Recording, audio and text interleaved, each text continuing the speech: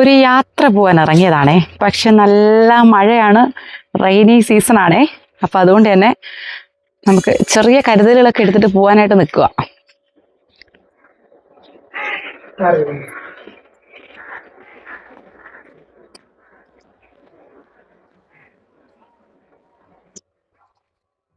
ഇതെന്താ സംഭവം എന്ന് മനസ്സിലായോ? നമ്മുടെ ലക്കപ്പനും മിക്കമ്മയ്ക്കും, ലക്കപ്പനല്ലല്ലോ ലക്കടിക്ക്, പേരുകൾ എപ്പോഴും മാറിപ്പോ. ലക്കടിക്കും മിക്കിക്കും ചെറുക്കും കൂടെ ആയിട്ടുള്ള കൂട് തയ്യാറാക്കുന്നതാണേ.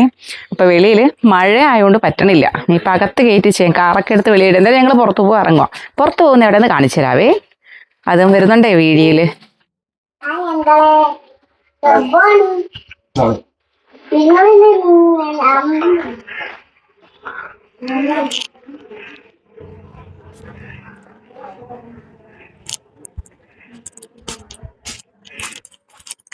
വരണില്ലേ? ഇതെങ്ങനെ തനിയെ സുന്ദരിയായ? കരിയൊക്കെ ഉണ്ടായിരുന്നാ? ബാബാ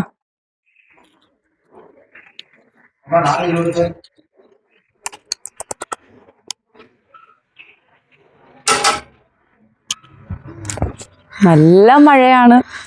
മഴയുണ്ട് അവിടെ? ടാറ്റ പോണു, ടാറ്റ ടാറ്റ. ആര്?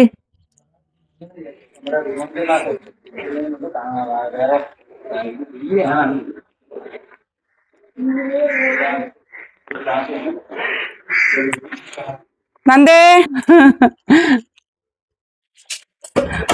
ഈ വൃത്തിഭ്രാന്ത് തലയ്ക്ക് പിടിച്ചോണ്ടുള്ള കുഴപ്പമാണ്. പോവാം പോവാം. ചെരുപ്പൊന്നും വേണ്ട മക്കളെ, അമ്പലത്തിലല്ലേ പോണത്. നേരെ പോയി നേരെ വരുന്നു. മക്കള് പതുക്കെ ബാക്കിലോട്ട് കയറിയേ, പതുക്കെ ഇറങ്ങ്. Pot pot pot. ആളൊക്കെ അവിടെ ഇരിക്കും, നിങ്ങൾ അങ്ങോട്ട് കയറിയിരുന്നാണ്. കാരണം അത് മുഴുവൻ ടോയ് ബാബ ആക്രികളെ കാണിച്ചിട്ട് കേട്ട്. ആക്രികൾ കണ്ടോണ്ട് വേണ്ട, അത് വഴി കയറി. അത് കുഴപ്പമില്ല, അതും കൂടി പോയി. അയ്യോ ചെരുപ്പ് കേറിയിരിക്കും. ഉടുപ്പങ്ങ് ഒതുക്കി വെക്കുന്നേ. ഓക്കെ. ഈ പോകുന്ന വീഡിയോ എടുക്കുന്ന കാര്യത്തിനൊരു പ്രത്യേകതയുണ്ട്. നമ്മൾ ഈ പോകുന്ന അല്ലെങ്കിൽ എന്താണ് ആവശ്യം എന്നുള്ളത് നമ്മളെ സബ്സ്ക്രൈബേഴ്സും ഞങ്ങളുടെ വീഡിയോ കാണുന്നവരൊക്കെ കാണണമെന്ന് എനിക്ക് ആഗ്രഹമുണ്ട്, അല്ലെങ്കിൽ അറിയണമെന്ന് ആഗ്രഹമുണ്ട്. അപ്പം അതുകൊണ്ടാണ് വീഡിയോ എടുക്കുന്നത്.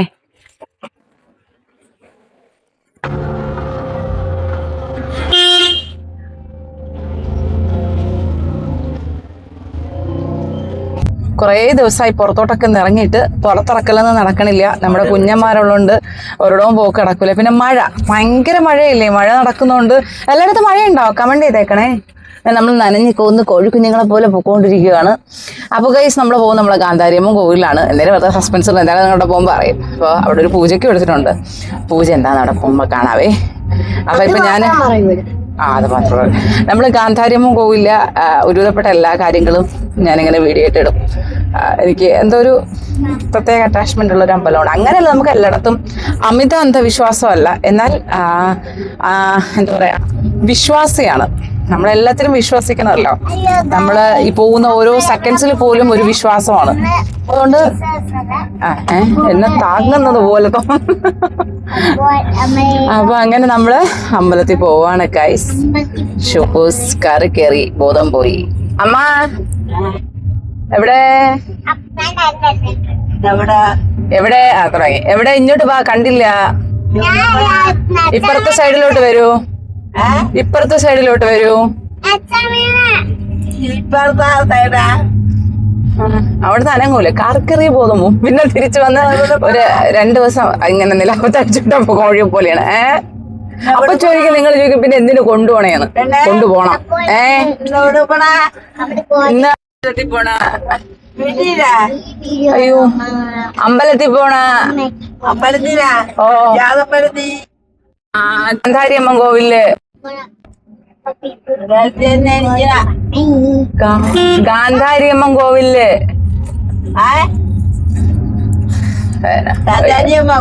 അപ്പൊ കേട്ടാലും ഞാൻ നാക്കിലേക്ക് ഒരു സമാധാനം വരൂല. എവിടെ? തമിഴ്നാട്ടിൽ. അമേരിക്കയിലെന്ന് സംഭവം അമ്മച്ചി ഈ ഫോട്ടോ എടുക്കണം കണ്ടിട്ടല്ലേ ഉള്ളൂ. ഈ ഫോട്ടോ എടുക്കണം ഇങ്ങനെയാണെന്നുള്ള അതാണ് ചിരിച്ചോണ്ടിരിക്കുന്നത്. അത് അവിടെ മുമ്പ് ഇത് തന്നെ ഫോട്ടോ എടുക്കണത്, ഇത് തന്നെ ഫോട്ടോ എടുക്കണത്.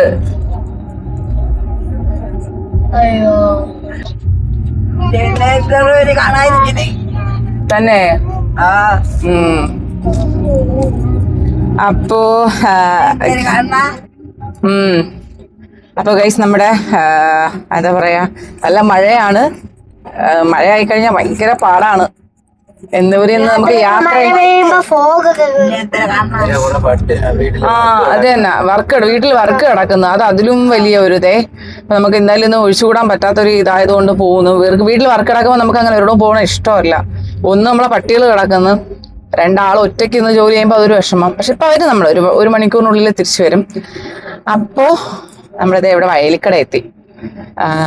കുറെ കുഞ്ഞന്മാരെ ആൾക്കാരെ കൊണ്ടുപോയി, കണ്ടായിരുന്നല്ലോ വീഡിയോ. എല്ലാരെയും എടുക്കാനായിട്ട് എടുത്തുവന്ന് കൊണ്ടുപോയി. ഒരാൾ കമന്റ് ചെയ്തിരുന്നു, ഈ കൊണ്ടുപോകുന്ന കുഞ്ഞുങ്ങള് അവരുടെ സ്റ്റാറ്റസ് എന്താണെന്നും കൂടി ഒന്ന് അന്വേഷിക്കാനുള്ള മനസ്സ് കാണിക്കണമെന്ന് പറഞ്ഞിട്ട് ഞങ്ങൾ അന്വേഷിക്കാറുണ്ട്. ഞങ്ങൾ തന്നെ ചോദിക്കാതെ ഞങ്ങൾക്ക് അവർ ഫോട്ടോ അയച്ചു തരാറുണ്ട്, അല്ലെങ്കിൽ വീഡിയോ അയച്ചു തരാറുണ്ട്. മിക്ക ദിവസവും ഇന്നലെയും ഒരുത്തിന്റെ വീഡിയോ കണ്ട് ഞാൻ ചിരിച്ചു, കോവയ്ക്ക കഴിക്കുന്ന. അപ്പൊ നമ്മൾ കൊടുക്കുന്നത് ഇത് ബിസിനസ് അല്ല, നമ്മളൊരു ബിസിനസ് പർപ്പസ് എന്നുള്ള കോൺസെപ്റ്റിലല്ല ഞങ്ങൾ നായ്ക്കളെ വളർത്തി തുടങ്ങിയതും ഞങ്ങള് ഇതിലോട്ട് വന്നത്. ആദ്യം ഞങ്ങളുടെ ഒരു ചേട്ടൻ, അതായത് നമ്മുടെ കല്യാണത്തിന് മുന്നേ ചേട്ടൻ നന്ദിനി എന്ന് പറഞ്ഞിട്ട് റോഡ് വീലർ ഉണ്ടായിരുന്നു. ചേട്ടൻ റോഡിന്റെ ആളാ, റോഡ് ഭയങ്കര ക്രൈസാണ്. അങ്ങനെ ഒരു റോഡ് വീലർ ഉണ്ടായിരുന്നു. നല്ല അടിപൊളിയായിട്ട് ഇണങ്ങി ഭയങ്കര നോളജിലുള്ള ഒരു പട്ടിയാ. അപ്പൊ അതിനെ കൊടുത്തപ്പോഴത്തേക്കും ഞങ്ങളെ കല്യാണം കഴിഞ്ഞപ്പോൾ ചേട്ടൻ പറഞ്ഞു എനിക്ക് പട്ടികളെ വേണം, ഒരുപാട് പേര് വേണം എന്ന് പറഞ്ഞു. പക്ഷെ അന്ന് നമുക്ക് പട്ടികളെ നിന്ന് എടുക്കാൻ പറ്റിയ അവസ്ഥയിലായിരുന്നില്ല. അങ്ങനെ ഞങ്ങൾ കരഞ്ഞ് നമ്മളെ ലാബിനെ എടുക്കുന്നു. പിങ്കി നമ്മളെ നന്ദപ്പന് വളരെ വില പേശി എത്രത്തോളം വില കുറച്ച് കിട്ടോ അതെ എത്രത്തോളം വില കുറച്ചെന്ന് വെച്ചാൽ അന്നത്തെ സാഹചര്യം അങ്ങനെ ആയിരുന്നു. നന്ദൻ അന്ന് എത്ര 1.5 വയസ്സ്, കളിക്കാനൊന്നും ആരും ഇല്ല. അതുകൊണ്ടാണ് അന്ന് ലാബിനെ എടുത്തത്. പേടിയായിരുന്നു, വലിയ ഡോഗിനെ വേറെ എടുത്തു കഴിഞ്ഞാൽ കൊച്ചുങ്ങളെ മോനെ കടിക്കുവോ എന്നൊക്കെ പേടിച്ചിട്ട് പണ്ടത്തെ ഇതുണ്ടല്ലോ, അങ്ങനെയാണ് ലാബിനെ എടുത്തത്. അന്ന് അവന് പ്രശ്നം ഉണ്ടായിരുന്നു, ആസ്മാറ്റിക് ആയിരുന്നു, അവൻ സ്പ്രേ അടിക്കുന്നുണ്ടായിരുന്നു. എന്നിട്ട് കൂടി ഞങ്ങളൊരു ലാബിനെ എടുത്തു കൊടുത്തു. അപ്പൊ ഈ സ്പ്രേയുടെ ഒക്കെ കാര്യം പറയുന്നത്, ഈ കുറെ പേരുടെ ഒരു സംശയമാണ്, പട്ടികളെ വളർത്തിയ ഭയങ്കര രോഗങ്ങൾ വരും, ഹെയർ ഇപ്പോൾ അങ്ങനെയൊന്നുമില്ല. നമ്മള് ഡോഗ്സിനെയൊക്കെ അതെ പ്രിക്കോഷൻസ് എടുക്കുക, നമ്മുടെ ഡോഗ്സിനെ മെയിൻറ്റെയിൻ ചെയ്യുക. നമ്മൾ ആഴ്ചയിൽ ഒരിക്കലെങ്കിൽ അവരുടെ ഹെയർ ഒന്ന് ചീകി വൃത്തിയാക്കി ഇടാനും ആഴ്ചയിൽ ഒരിക്കൽ കുളിപ്പിക്കാനൊക്കെ ഉള്ള മനസ്സ് കാണിച്ചാൽ മതി. നമുക്ക് അവരിൽ നിന്ന് ഒരു രോഗവും നമുക്ക് വരില്ല. ഈ വീട്ടിനകത്തിട്ട് എത്രയോ ആൾക്കാർ വളർത്തുന്നുണ്ട്. നമുക്ക് ഈ 12 പേരെയും വീട്ടിനകത്തിടാൻ പറ്റാത്തത് കൊണ്ടാണ് നമ്മൾ വെളിയിലാക്കിയിരിക്കുന്നത്. മണ്ണ് അതെ കയറ്റാൻ പറ്റില്ല. അങ്ങനെ നമ്മുടെ കരഞ്ഞെന്ന് പറഞ്ഞാല് പണയങ്ങളൊക്കെ വെച്ച് നമ്മളെ ലാബിനെ എടുക്കുന്നു. പിങ്കി അവളുമായിട്ടാണ് പിന്നെ ഇവൻ കളിയാവളം, അവന് ഭയങ്കര കൂട്ടായിരുന്നു. ഇന്നും എൻ്റെ ഉണ്ട് ആ ഫോട്ടോ. നോക്കട്ടെ, ഞാൻ തപ്പിയിൽ എടുക്കാൻ പറ്റണമെങ്കിൽ അറ്റാച്ച് ചെയ്യാം. അങ്ങനെ ആ സമയത്ത് നമ്മള് ചേട്ടന് തോന്നുന്ന ഒരു ഐഡിയ, നമ്മൾ ഒരിക്കലും ബ്രീഡ് ചെയ്യണമെന്നോ അല്ലെങ്കിൽ കുഞ്ഞുങ്ങളെ വിൽക്കണമെന്നോ അങ്ങനൊന്നും പറഞ്ഞിട്ടല്ല എടുത്തത്. മെയില് കിട്ടിയില്ല, ഞങ്ങള് ഫീമെയിലേ ഉണ്ടായിരുന്നുള്ളൂ. അപ്പൊ മെയിലിനാണ് ഞാൻ പറഞ്ഞു മെയില് മതി. ഇപ്പൊ ചേട്ടൻ നമുക്ക് ഫീമെയിൽ എടുക്കാടിയെന്ന് ഞാൻ പറഞ്ഞില്ല, മെയില് മതി എന്ന് പറഞ്ഞിട്ട് നമ്മൾ മെയിലിന് പോയതാണ്. പക്ഷെ മെയില് കിട്ടാത്തതുകൊണ്ടും നമുക്ക് ഈ പിങ്കിയെ കണ്ട് ഇഷ്ടപ്പെട്ടതുകൊണ്ട് നമ്മളൊരു ഫീമെയിലിനെ എടുത്തതാണ്. അത് കഴിഞ്ഞ് ചേട്ടൻ ഹീറ്റായപ്പോൾ പറഞ്ഞിട്ട് നമുക്ക് മാറ്റ് ചെയ്യാം. അപ്പം ഞാൻ പറഞ്ഞു വേണ്ട, എനിക്കത് താല്പര്യമില്ല, നമുക്ക് വീട്ടിൽ കിടക്കട്ടെ. അപ്പോൾ ചേട്ടൻ അന്നെന്നോട് പറഞ്ഞിട്ട് അത് അവരുടെ സ്വാതന്ത്ര്യമാണ്, ഹീറ്റ് ആവുമ്പോൾ മാറ്റ് ചെയ്യണം, പ്രസവിക്കണം എന്നൊക്കെ ഉള്ളത് നമ്മളെ മനുഷ്യരെ പോലെ തന്നെ മൃഗങ്ങളുടെ അവകാശമാണ്, നമ്മളത് പിടിച്ചു വെക്കാൻ പാടില്ല എന്ന് ചേട്ടൻ പറയുന്നു. അങ്ങനെ ചേട്ടൻ്റെ ഒരു കൺവീൻസിൽ ഞങ്ങൾ മാറ്റ് ചെയ്തതാണ് പിങ്കിക്ക്. ഞങ്ങൾക്ക് ആദ്യം എത്ര 9 കുഞ്ഞോ? ആദ്യത്തെ കുട്ടി കുറവായിരുന്നു. ആദ്യത്തെ 5 പേരല്ലേ? 4 5 പേരെ ആദ്യം ഉണ്ടായിരുന്നുള്ളൂ. അതിൽ 2 പേര് ഡെത്തായി.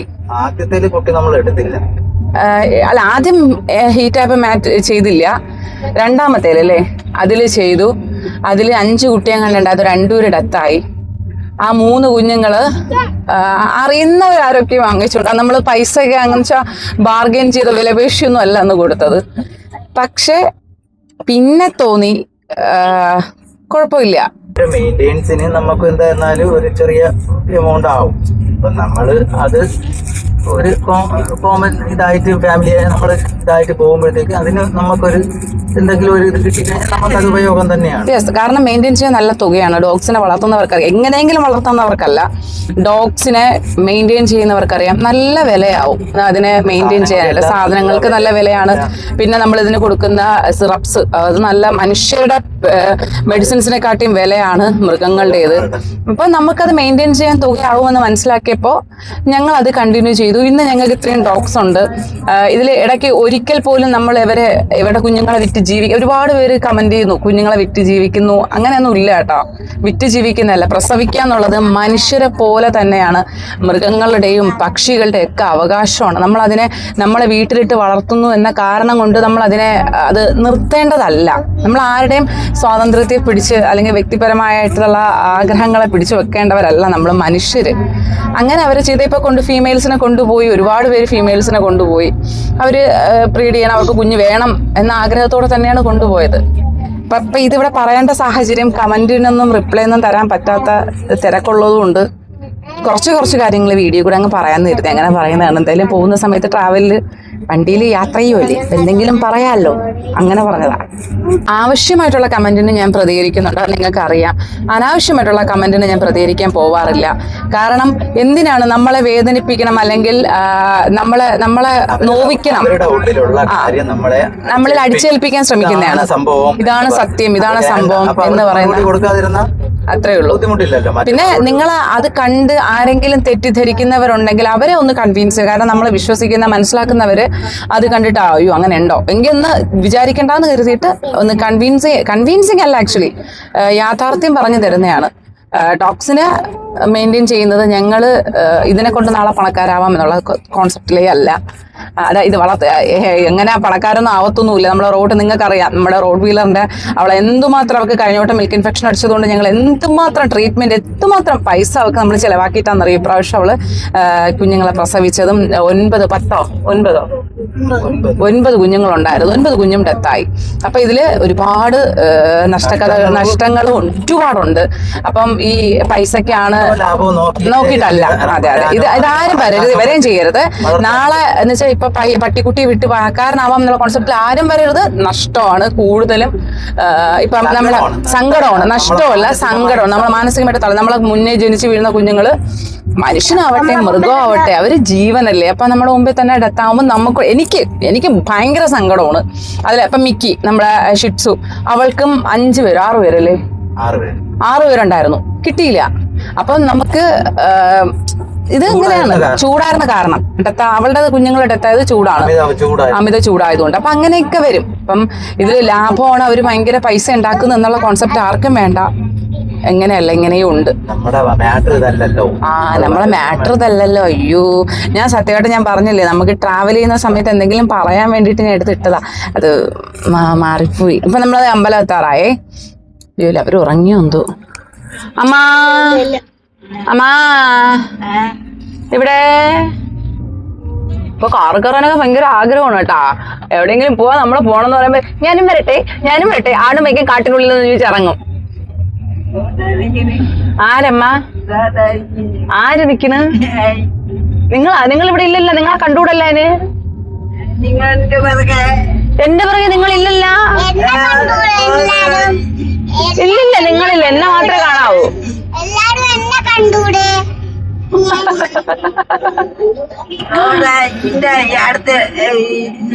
നിങ്ങളില്ല. നമ്മളെ വീട്ടിൽ നിന്ന് നമ്മളെ കൂടെ ട്രാവൽ ചെയ്യാൻ കയറിയ വീട്ടില് ഗാന്ധാരിയമ്മ കോവിലെത്തിയല്ലേ. ശരി എന്നതാ, ഒരു വീട്ടിൽ നിന്ന് വന്നതാണ്. അയ്യോ, കണ്ടുകൂടാ. വീട്ടിലിവിടെ അതായത് ഇത് വീട്ടിലാണേ, നമ്മളെ വീട്ടിൽ നിന്ന് വന്ന വീട്ടിലാണ്. അമ്മച്ചിയെ കാണാൻ പോണേണ് ഗാന്ധാരിയമ്മ കോവിൽ.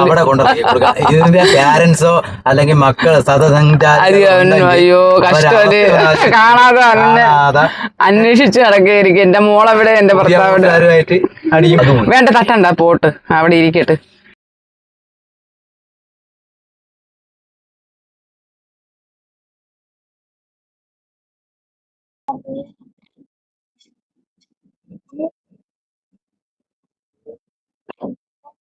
കുഴി കുഴി ഇങ്ങോട്ട് വാ. എവിടെ പോണ എവിടെ കൂടെ വാ. ഓടിയ വഴി തെറ്റി പോവും.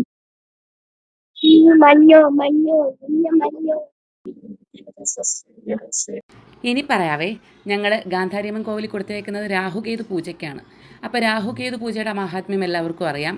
എന്താണ് രാഹുകേതു പൂജയുടെ പ്രത്യേകത, ഉപയോഗം, അല്ലെങ്കിൽ അതുകൊണ്ടുള്ള റിസൾട്ട് എന്നൊക്കെ ഉള്ളത് ലാസ്റ്റ് ഞാൻ പോറ്റിക്കൊണ്ട് തന്നെ പറയിക്കാം. അപ്പോൾ ഇപ്പം നമുക്ക് അതിൻ്റെ പ്രിപ്പറേഷൻസ് ഒന്ന് കാണാവേ. ഒരു തല രാഹുവിനെ സങ്കല്പിച്ചും 5 തല കേതുവിനെ സങ്കല്പിച്ചും രാഹുവിന് നീലപ്പട്ട് കറുത്തപ്പട്ട്. ഇത്രയാണ് നമ്മുടെ ഈ രാഹുകേതു പൂജയ്ക്ക് വരുന്ന തട്ടത്തിലെ സാധനം. ഓക്കെ.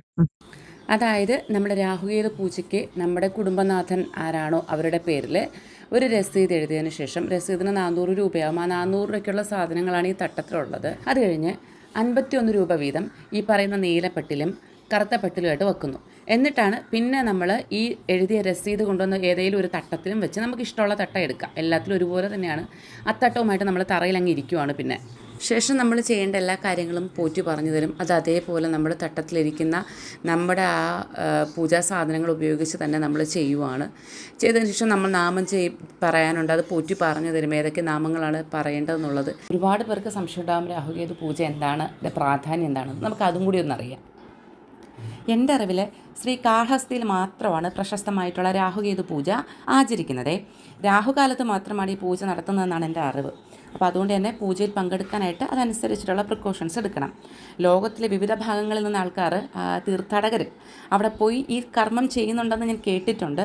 അത്രയും തിരക്കാണ് കാളഹസ്തി ക്ഷേത്രത്തിലെന്നും അറിയാം. അപ്പോൾ നമുക്ക് കേരളത്തിൽ അങ്ങനെ ചെയ്യുന്നത് ഇവിടെയാണ് എന്നാണ് എൻ്റെ അറിവ്. വേറെ ഏതെങ്കിലും അമ്പലത്തിൽ ചെയ്യുന്നുണ്ടെങ്കിൽ നിങ്ങളൊന്ന് കമൻ്റായിട്ട് ചെയ്യുക. ഇതിൻ്റെ പ്രാധാന്യം എന്താണെന്നുള്ളത്, അതായത് രാഹു കേതു പൂജ ചെയ്യുന്നതിൻ്റെ പ്രാധാന്യം എന്താണെന്നുള്ളത്, രാഹുദോഷം, കേതുദോഷം, സർപ്പദോഷം, കാലസർപ്പദോഷം, നാഗദോഷം എന്നിവയുടെ ഫലങ്ങൾ, അതായത് എന്തൊക്കെയാണോ ഈ ദോഷങ്ങളുള്ളത് ആ ദോഷങ്ങളെല്ലാം ഇല്ലാതാക്കുന്നതാണ് രാഹുകേതു പൂജ എന്നാണ് എൻ്റെ അറിവ്. ഇതാണ് ഈ പ്രാധാന്യം എന്ന് പറയുന്നത്. പിന്നെ ഇപ്പോൾ ജോലി, കരിയർ, പിന്നെ വിവാഹം, കുട്ടികളുടെ ഗർഭധാരണ, അല്ലെങ്കിൽ കുടുംബ പ്രശ്നങ്ങൾ, ആരോഗ്യ പ്രശ്നങ്ങൾ എന്നിവയ്ക്ക് രാഹുകേതു പൂജ ഉത്തമമാണെന്നും കേട്ടിട്ടുണ്ടേ. ജോലി, പിന്നെ വിദ്യാഭ്യാസം, അല്ലെങ്കിൽ നമ്മുടെ കരിയർ സംബന്ധമായിട്ടുള്ള പ്രശ്നങ്ങൾ നേരിടുന്നവരും ഈ പൂജ നടത്തുന്നു എന്നറിയപ്പെടുന്നു. വർഷത്തിൽ 2 തവണ പൂജ നടത്തിയ നല്ല ഫലങ്ങൾ ലഭിക്കും എന്നാണ് എൻ്റെ അറിവ്. ദക്ഷിണായന സമയത്ത് ഒരിക്കൽ, ഉത്തരായന സമയത്ത് ഒരിക്കൽ, ഇങ്ങനെയാണ് പറയപ്പെടുന്നത്. നമുക്കിതിൻ്റെ കൂടെ തന്നെ രാഹുകേതു കഥ അല്ലെങ്കിൽ പുരാണ കഥയും കൂടി ഒന്ന് കേൾക്കാം. ആദ്യത്തെ അസുര രാജാവായ ഹിരണ്യകശ്യപൻ്റെ പിതാവാണ് കശ്യപമുനി. കശ്യപമുനിയുടെ ഭാര്യ ദിതി അസുരന്മാരുടെ പൂർവിക മാതാവാണ്. ദിതിയുടെയും കശ്യപൻ്റെയും മകളായിരുന്നു സിംഹിക. വിപ്രസിദ്ധി എന്ന അസുരനെ സിംഹിക വിവാഹം കഴിച്ചു. അവർ സ്വരഭാനു എന്നറിയപ്പെടുന്ന ഒരു കുട്ടിയെ പ്രസവിച്ചു. മോഹിനി ദേവി അമൃതം വിതരണം ചെയ്ത സമയത്ത് ദേവതയുടെ വേഷത്തിൽ സ്വരഭാനു സൂര്യനും ചന്ദ്രനിടയിൽ ഇരുന്ന് കുറച്ച് അമൃതം എടുത്തു. സൂര്യനും ചന്ദ്രനും സ്വരഭാനുവിനെ അസുരനാണെന്ന് തിരിച്ചറിഞ്ഞു. ഭഗവാൻ മോഹിനി, അതായത് വിഷ്ണു ഭഗവാന്റെ അവതാരമായ മോഹിനി ദേവിയെ അറിയിച്ചു. തൽക്ഷണം ഭഗവാൻ വിഷ്ണു സ്വരഭാനുവിൻ്റെ തല വിശ്വസുദർശന ചക്രം ഉപയോഗിച്ച് മുറിച്ചു. എന്നിരുന്നാലും അമൃതത്തിൻ്റെ ഏതാനും തുള്ളികൾ അദ്ദേഹത്തിൻ്റെ വായിലേക്ക് പോയി എന്ന കാരണത്താൽ 2 ഭാഗങ്ങൾ അമർത്യത നേടി. തലയെ രാഹു എന്നും വാൽ കേതു എന്നും വിളിക്കുന്നു. സിംഹിക സ്വരഭാനുവിൻ്റെ തലയെ പോറ്റി. ഒരു സർപ്പശരീരം ലഭിച്ചു. സ്വരഭാനുവിൻ്റെ ഛേദിക്കപ്പെട്ട ശരീരം മിനി എന്ന ബ്രാഹ്മണനാണ് വളർത്തിയത്. ഛേദിക്കപ്പെട്ട സ്വരഭാനുവിൻ്റെ ശരീരത്തിന് വിഷ്ണു ഒരു സർപ്പത്തിൻ്റെ തല നൽകുകയും സൂര്യൻ്റെ മുകളിൽ സഞ്ചരിക്കാൻ ഒരു വരം നൽകുകയും ചെയ്തു. ഇക്കാരണത്താൽ രാഹുവും കേതുവും സൂര്യനെയും എപ്പോഴും തങ്ങളുടെ സ്വാഭാവിക ശത്രുക്കളായിട്ട് കണക്കാക്കുകയും ചന്ദ്രനും സൂര്യനും ഗ്രഹണമുണ്ടാക്കുകയും ചെയ്യുന്നു. രാഹു ചന്ദ്രനെ ദിവസേന മെഴുകുകയും ക്ഷയിപ്പിക്കുകയും ചെയ്യുന്നു. ഇത് ചന്ദ്രഗ്രഹണത്തിന് കാരണമാകുന്നു. കേതു സൂര്യൻ്റെ ഉയർന്ന ഭ്രമണപഥത്തിൽ സഞ്ചരിക്കാൻ സജ്ജമാക്കുകയും സൂര്യഗ്രഹണത്തിന് കാരണമാകുകയും ചെയ്യുന്നു. രാഹുവും കേതുവും ഭൗതിക അസ്വസ്ഥമില്ലാത്ത നിഴൽ ഗ്രഹങ്ങളാണ്. രാഹു ശനിയെപ്പോലെയും കേതു ചൊവ്വയെപ്പോലെയും പ്രവർത്തിക്കുന്നു. അപ്പോൾ ഇതാണ് പുരാണകഥ. ഇതെൻ്റെ അറിവിൽ നിന്നുള്ളത് ഞാൻ നിങ്ങളുമായിട്ട് ഷെയർ ചെയ്തേ ഉള്ളൂ.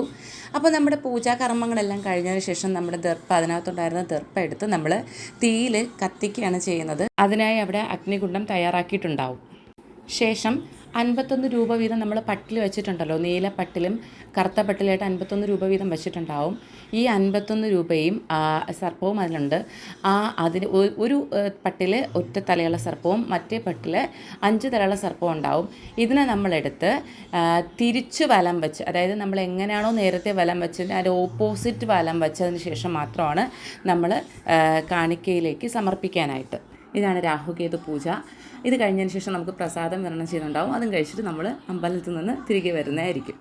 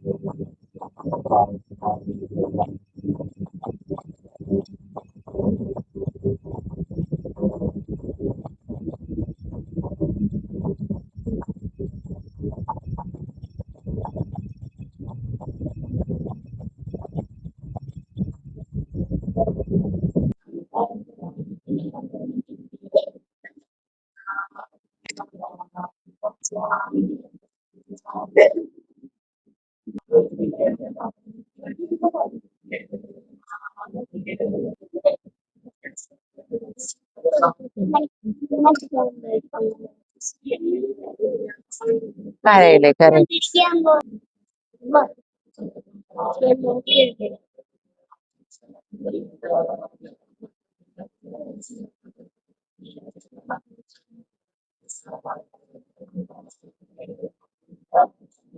ഇതാണ് രാഹുകേതു പൂജയുടെ അവസാന ഘട്ടം.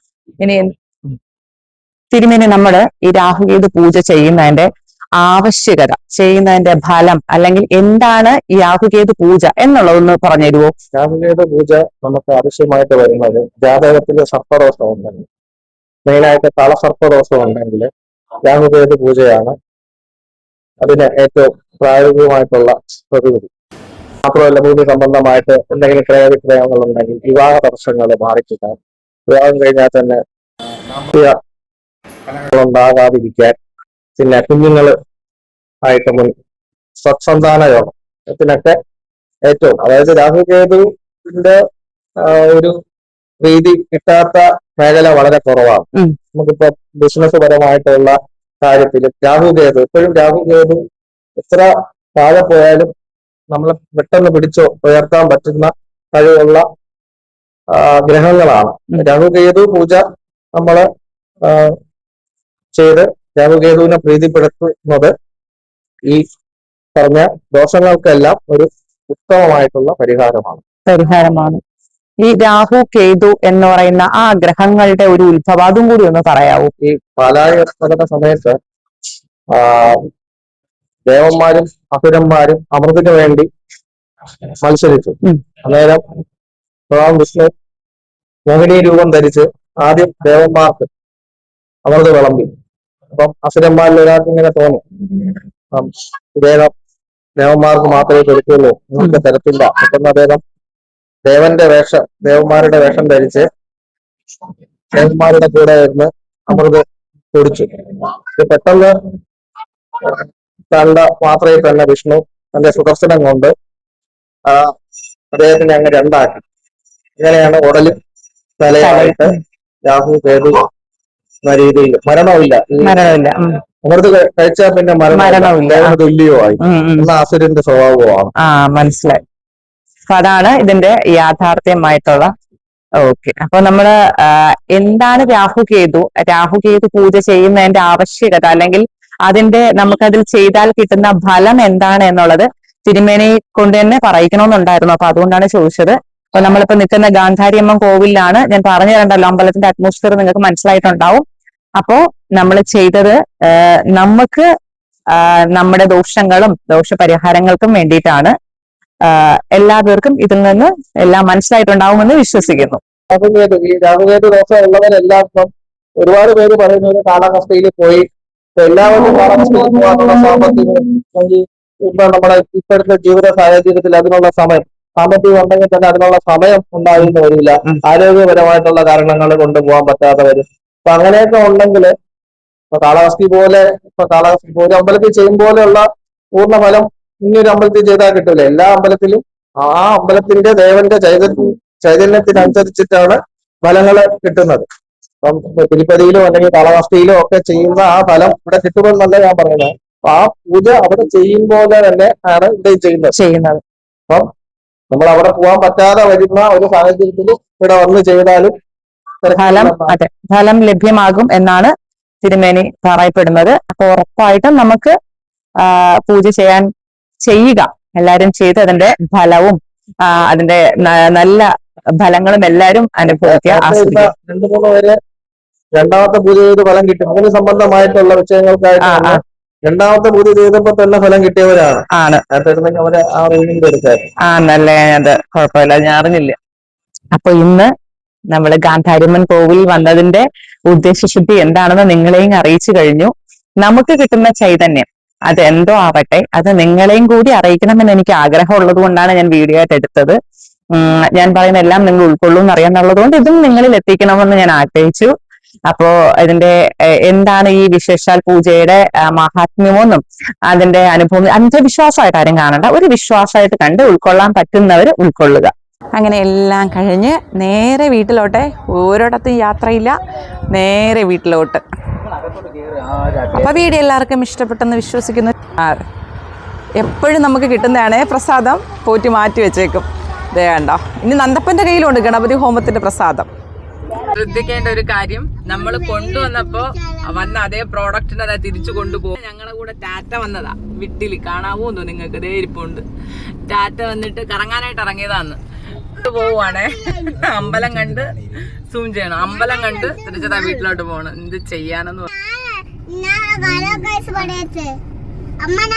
ഇതായിരിക്കുണ്ട്. ഹലോ ഗൈസ്, ഞാനാണ് അമ്പലത്തിൽ ഇറങ്ങി. കൂട്ടുകാരൊക്കെ പറഞ്ഞ് അതൊക്കെ ഇറങ്ങി പൂച്ചേനും കൊണ്ട് നേരെ വീട്ടിൽ രാഹുകാരുടെ പൂജ ചെയ്യാൻ ഒട്ടും സമ്മതിച്ചില്ല. അതിന്റെ കൂടെ